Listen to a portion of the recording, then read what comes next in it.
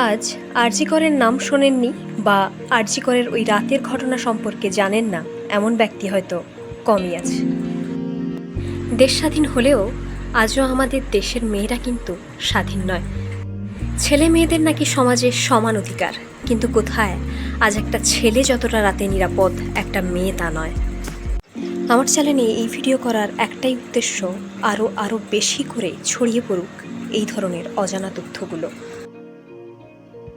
শেষটায় মেয়েটার পরিবার যেন মেয়েটার উপর হওয়া এই ধরনের ঘৃণ্য নির্মম অত্যাচারের বিচারটুকু পায়।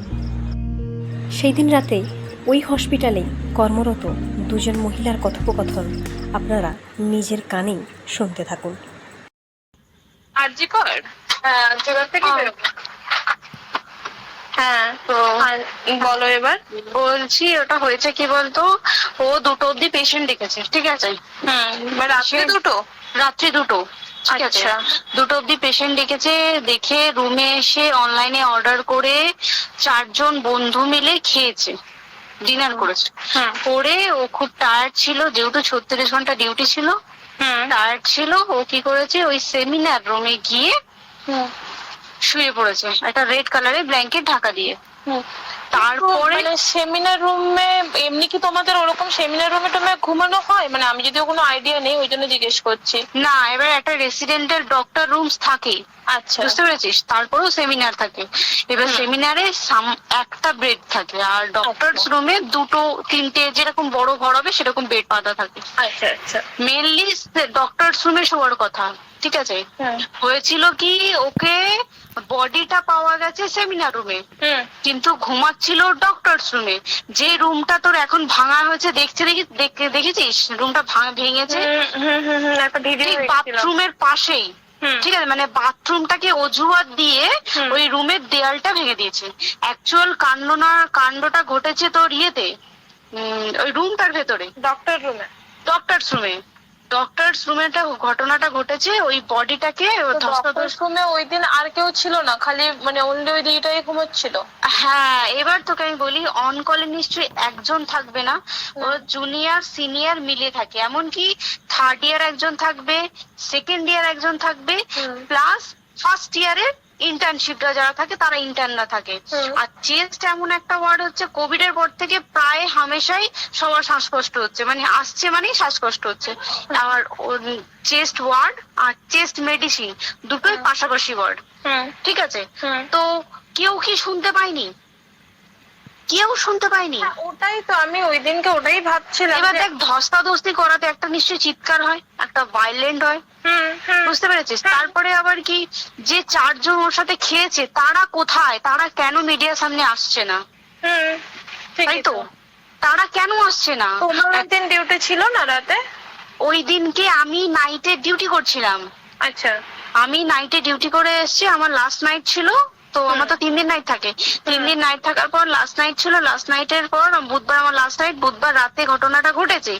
আমি বাড়িতে এসেছি, রীতিমতো বাড়িতে এসে শুয়ে পড়েছি। 3টের সময় আমার কাছে ফোন এসছে যে সবাইকে ডেকে পাঠিয়েছে, ইমিডিয়েট আয়। তখন গিয়ে দেখি আরজি করে এই অবস্থা, পুরো গোটা হাসপাতালকে ডেকে পাঠিয়েছিল। গিয়ে দেখি পুলিশ ছয়লা, মানে আর ওকে যেভাবে, আমি তো বডিটা দেখেছি রে, মানে আমাদের এখনো পর্যন্ত চোখ থেকে নামছে না। রীতিমতো মনে হচ্ছে মেয়েটা যেন আমাদের পাশে পাশে ঘুরছে, একদম এরকম, মানে মানে অদৃশ্যমান। মানে আমরা এরকম ভাবতে পারছি না যে এরকম ভূত থাকে বা একটা স্পিরিট থাকে বা কিছু। এখন আমরা বুঝতে পারছি না, ওর আত্মাটা এখনো ঘুরছে আমাদের আশেপাশে। দেখ, ওর আমার তলাটা নেই, কিন্তু ওর থেকে ও থাকে 4তলায়। 4তলায় ঘটনাটা ঘটেছে, ঠিক 2টো ফ্লোর নিচেই আমি থাকি, আমার রুমটা, ঠিক আছে? কিন্তু তাও আতঙ্কে আমরা মানে একদম স্তব্ধ হয়ে গেছে আরজি ঘরটা। কিন্তু ব্যাপারটা হচ্ছে, তাহলে ডক্টর রুম থেকে ওকে সেমিনার রুমে নিয়ে যাওয়া হয়েছে? হ্যাঁ, অবশ্যই নিয়ে যাওয়া হয়েছে। এবার দেখ, নিয়ে যাওয়া হয়েছে, ওকে যেভাবে মারা হয়েছে এটা একার পক্ষে অসম্ভব, ইম্পসিবল। পুরোপুরি গ্যাং রেপ ছাড়া কোনো কিছু নয়। আর শুধুমাত্র রেপ নয়, রেপ করলো ছেড়ে দিল, ঠিক আছে, ওকে রীতিমতো মার্ডার করেছে।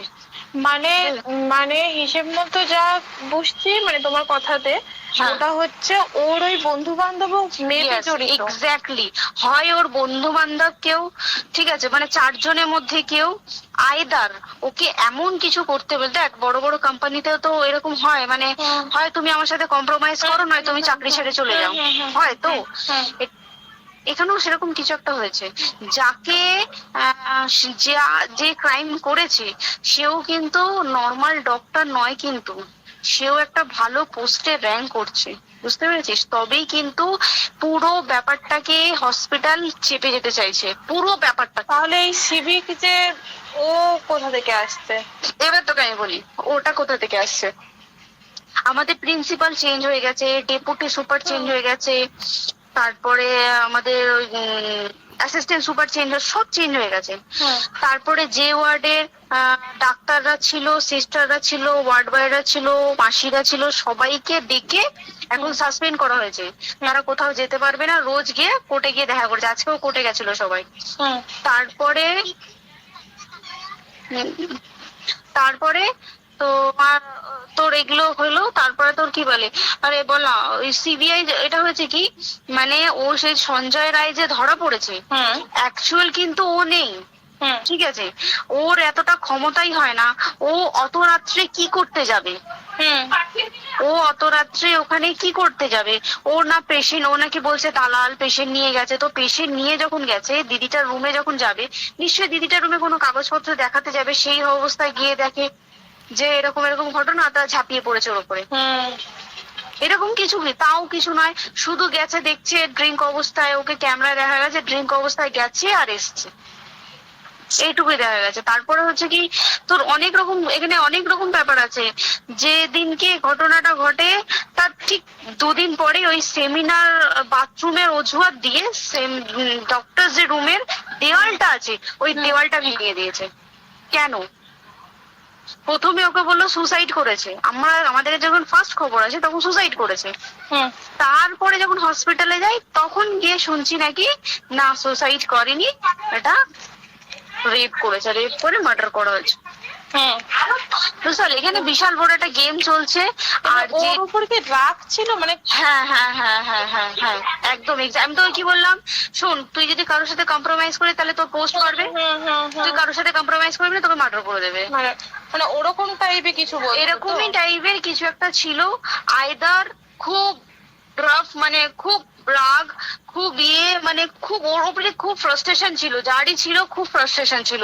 শুধু ওকে মারিনি রে, রীতিমতো মার্ডার করেছে। ওর যে ক্ল্যাচারটা ছিল, ওর ইউরিন, সেটা ওর ইউরিনের রাস্তায় ক্ল্যাচারটা ঢুকিয়ে দিয়েছে, তুই জানিস?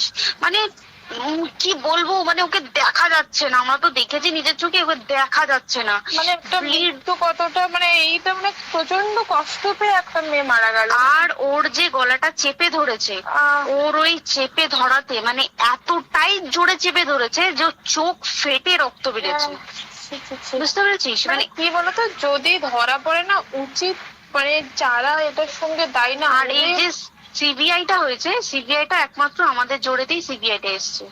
মানে আমরা ওই সঞ্জয় রায় একার পক্ষে সম্ভব না এইসব। তারপরে পোস্টমর্টম রিপোর্টে তুই জানিস, ওই আমাদের ভাজাইনা থেকে 150 গ্রাম স্পার্ম বেরিয়েছে।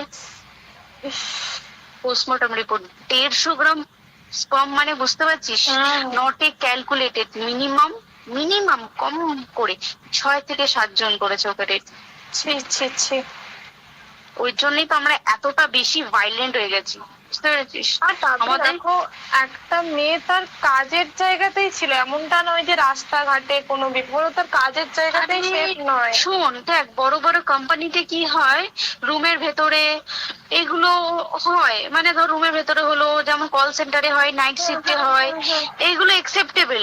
বাট হসপিটাল হচ্ছে এমন একটা এরিয়ার মতো একটা, হ্যাঁ, আরজিকর বলে না, যে কোনো হাসপাতালে কেউ যদি স্ব ইচ্ছায় কারোর সাথে রিলেশনশিপে গিয়ে করতে চায় সেটা আলাদা জিনিস, কিন্তু ঠিক আছে, কিন্তু কেউ কারো বিরুদ্ধে এইভাবে করতে পারে না রে, তুই জানিস না? মানে ওয়ার্ডে দেখ, কম বেশি আমরা সবাই ঘুমাই, কম বেশি আমরা সবাই জেগে থাকি, জেগে তো থাকি, তাতে কি কেউ শুনতে পায়নি? তার কি একদম ভাইলেন্স ছিল না? যদি কেউ না শুনতে পারে তাহলে ওর খাবারে কেউ কিছু মিশিয়েছিল, তাই কি না? হুম হুম সেটাও পোস্টমর্টম রিপোর্টে মানে লিক করছে না যে কেন খাবার ও তো খাবারটা খেয়েছিল, সেটা তো নিশ্চয়ই পেটেই ছিল, পেট থেকে তো বমি করে বের করে দেয়, সেটা তো ফরেনসিক রিপোর্টে কিছু বলবে। আর তুই জানিস না দেনার দেন মানে ধর পোস্টমর্টম রিপোর্ট আসতে 3 দিন সময় লাগে, ও যেদিনকে মরেছে ঠিক তারপরের দিনকে বিকালবেলা পোস্টমর্টম রিপোর্ট বার করে দিয়েছে, মানে বডি বার করো আর পোড়াও। 10 সেকেন্ডের মধ্যে বাড়িতে নিয়ে গেছে, তারপরে বডি পুড়িয়ে দিয়েছে। মানে কি বলবো, হসপিটাল, মমতা ব্যানার্জি, সবাই মানে তৃণমূল প্রত্যেক সবাই এটাকে পুরোটাই কেসটাকে চাপা দিতে চাইছে, পুরোটা। তবে তুই ভাব যে মানুষটাকে এত ক্ষতবিক্ষত ভাবে মেরেছে, তাকে অভিষেক ব্যানার রেপ কি কলকাতায় প্রথম হলো? নয়, বিভিন্ন জায়গায় বিভিন্ন ভাবে রেপ হয়েছে, ধরা পড়েছে, ফাঁসি হয়েছে কি জেল হয়েছে। অভিষেক বন্দ্যোপাধ্যায় কেন বললো জাস্ট তোর কি বলে এনকাউন্টার করতে? মানে কি সঞ্জয়কে যদি এনকাউন্টার করে পুরো কেসটা চাপা পড়ে যাবে, একদম স্টুডেন্টরা ঠান্ডা হয়ে যাবে। আর আমরা সেটা মানবো না, আমরা সেটা হতেই দেব না।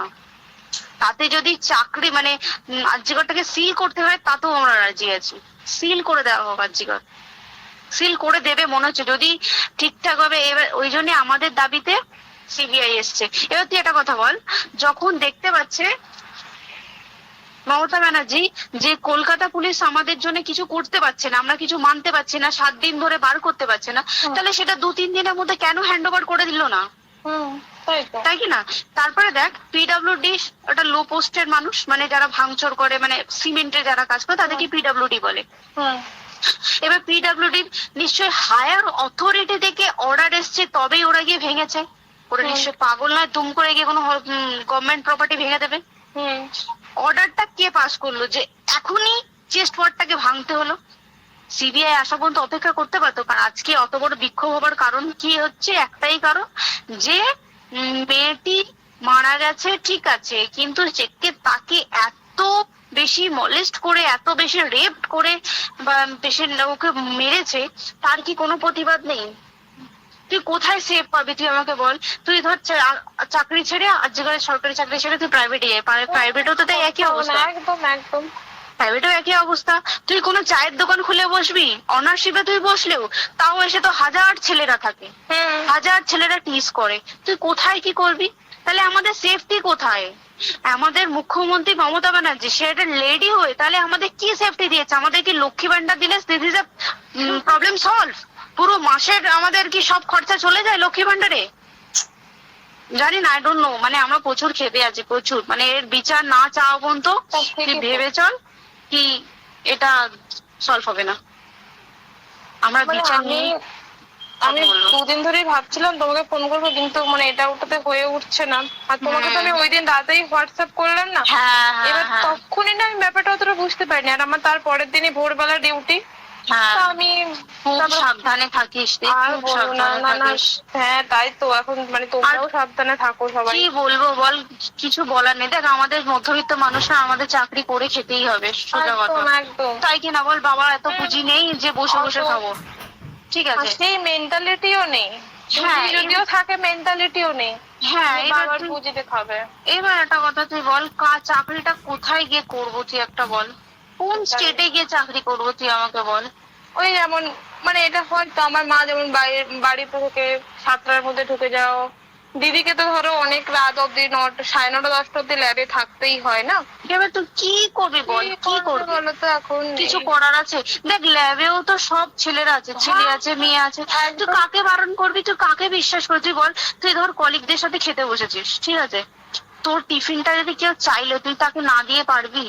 না, একদমই। আর কার মনে যে কি আছে সেটাই তো কি বলবি বল? এবার তুই বল, খাবারটা যে খাবি, তোর টিফিন কেউ চাইলো বা তোকে যদি কেউ বলো একটু খা, যেমন আমরা শেয়ারে হয় স্কুলে, যেটা আমাদের হয়, যেটা হ্যাঁ স্বাভাবিক, এটা সবার, এটা তো স্বাভাবিক। তুই বল তাতে যদি এরকম অবস্থা হয় তাহলে কি করবে মানুষ, তুই আমাকে বল?